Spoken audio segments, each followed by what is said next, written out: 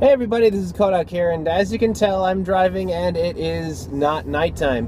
Because of work, I had to miss the midnight release of Skylanders Superchargers, but now I'm on my way to GameStop to try to pick it up. So, Trap Team, I finally finished it in Nightmare mode like last night, and that game is amazing. Nightmare mode, chaos in Nightmare mode leaves quite the body count, let me tell you what.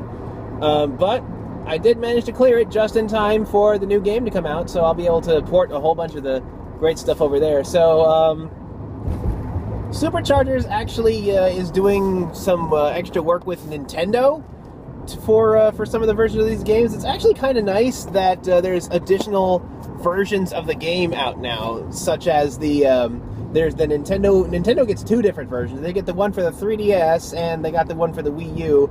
And I think the rest of the starter sets are pretty much the same, but the Nintendo ones actually come with an amiibo as well, and actually poured in a few Nintendo characters. I think that's just plain cool. I'd love to see examples. I mean, they've already done it with kind of Disney Infinity, and I know LEGO Dimensions comes out in a week, although that is so tragically expensive. I don't know if I'd be able to get it. I mean, I'm going to be spending enough on Superchargers here. So, Trap Team was good. Its gimmick was its gimmick gets better as you play it. If you didn't seem too interested in the villains in the first few levels, believe me, once you get Chef Pepperjack, it's all uphill from there.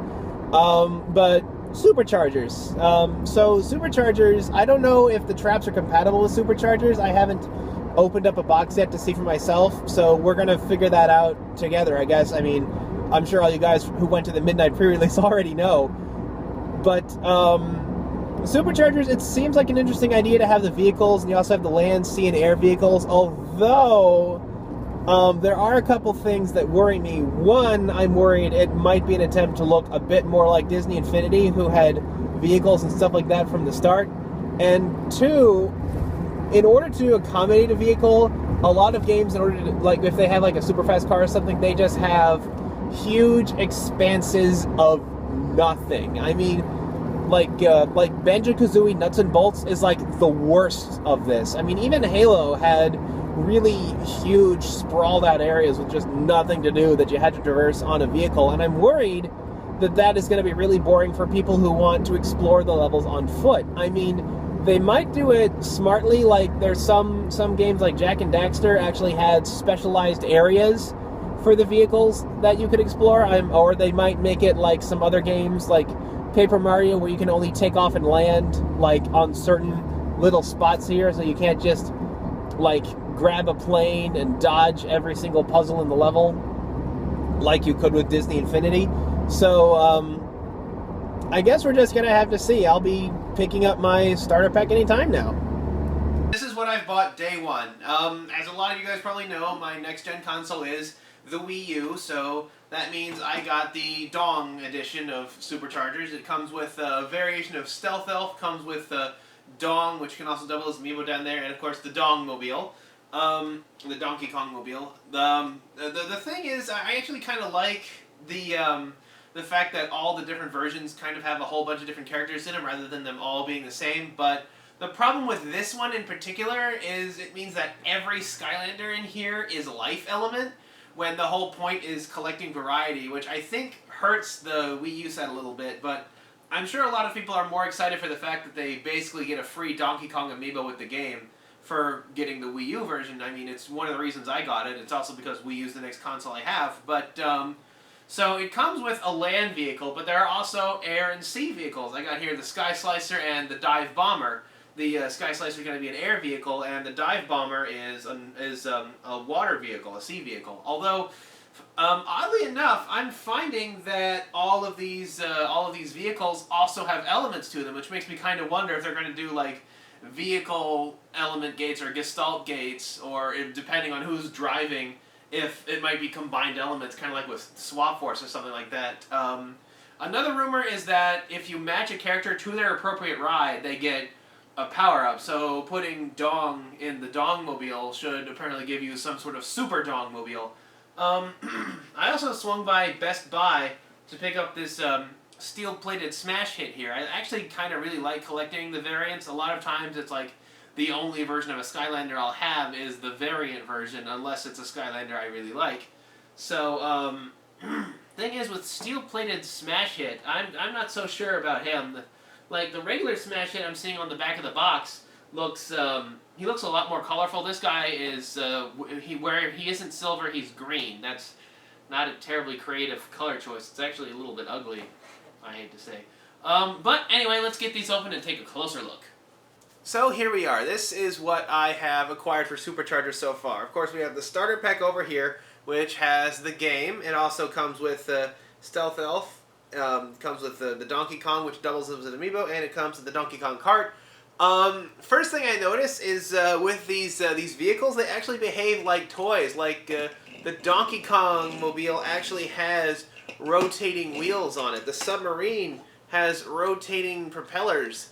The ship doesn't really have anything, but still, looking at these things, if you didn't know what they were, you'd probably mistake them for ordinary toys. I mean, I guess that's kind of the premise of Skylanders, but I worry that this could mean that some of these toys that get bought and then kind of gotten rid of will fall into obscurity rather than, you know, properly being cataloged. Another thing I've noticed is that the bases of the Skylanders, rather than having a colored ring like the old ones, are instead this kind of flush backing here, and I guess that's because the portal here, you see it has a black surface rather than a clear surface, so it wouldn't have the light piping effect of the clear bases. But at the same time, the trade-off is that these Skylanders are kind of unsteady. They fall over at the drop of the hat because they have this big kind of curl at the end of their surface rather than the solid flush stability. Of course, we have Donkey Kong. He has a dial on the back, which lets him switch between the Amiibo mode and the Skylanders mode. Like, that's Amiibo, that's Skylanders. I'm actually interested to see if Amiibos have any kind of bonus functions on the Wii U. Seeing as we already have some Nintendo exclusive content for Skylanders, wouldn't that mean Activision is now a third-party supporter for Nintendo? That's kind of cool. It also came with a poster. The poster lays out all 18 of the Supercharge characters and their corresponding vehicles, although this one, the Nintendo characters are conspicuously absent. Not only that, but it actually has kind of a checklist effect on here, where it says, you can see Stealth Elf is colored in even though her vehicle isn't.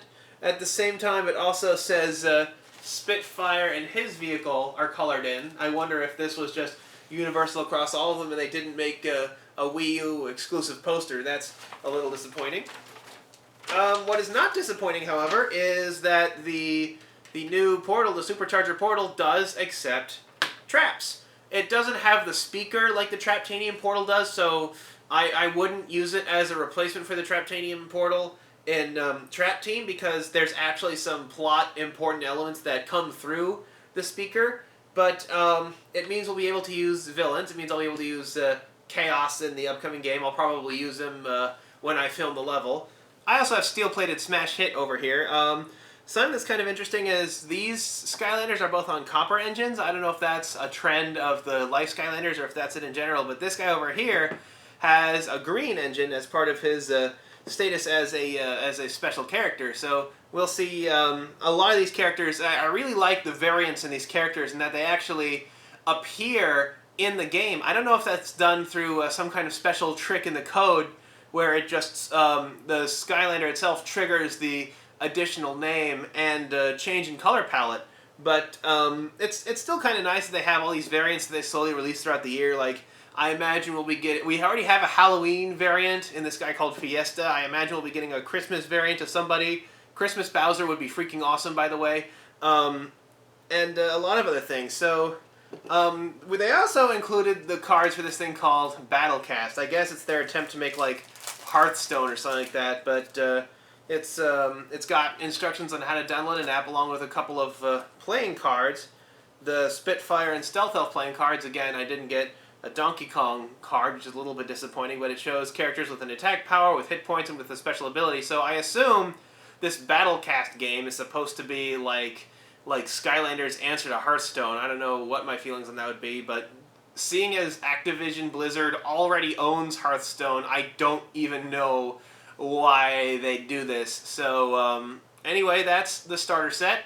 Because the Wii U is HDMI only, I don't know if my DVR will be able to capture the first level. So the first level video is probably going to be a little bit delayed because I am working on everything relating to getting that up and running. I might have to film my TV again, like I did with the Swap Force or Giants, and that's just no fun at all. So until then, this is Kohdok signing off. Stay tuned for part 2.